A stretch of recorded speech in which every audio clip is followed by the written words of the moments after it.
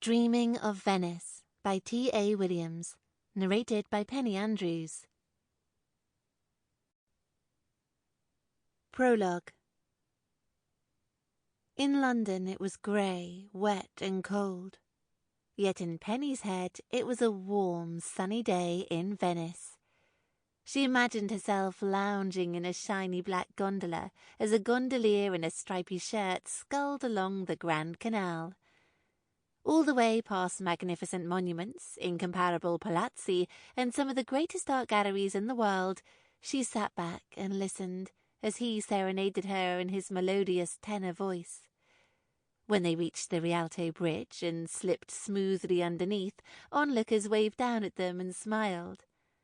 Penny looked up from the comfort of her upholstered divan and smiled back.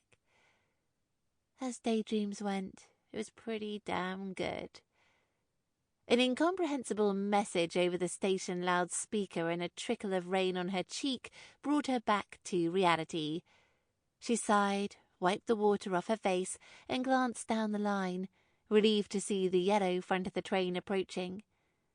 At this time of day, she knew she wouldn't get a seat, but at least it should be warm and dry. As the train drew nearer, a woman appeared down the slope from the road. She was pushing a pushchair with one hand while helping herself along with a crutch held in the other.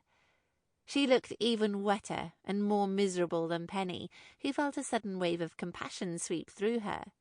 Here she was, cold, soaked and broke, but at least she had her health. Grim as things were for her at the moment, they could be worse. But Penny didn't have much time for introspection. As the woman hobbled down the sloping path from the road, she lost her footing on the slippery surface.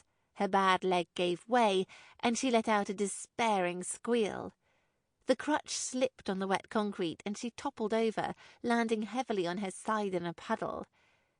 Penny watched in silent horror as the pushchair rolled free of the mother's grip and across the platform towards the line.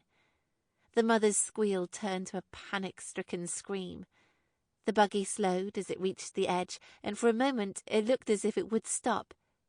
But as they all held their breath, the wheels kept on turning, and the child, still secured in the buggy, toppled onto the tracks. Penny was first to react. Dropping her bag, she sprinted to the edge of the platform. The noise of the train was louder now as it rumbled ever nearer, but she didn't hesitate. She leapt down onto the line and grabbed the pushchair containing the child, lifting it up and almost throwing it back onto the platform into the arms. Sample complete. Ready to continue?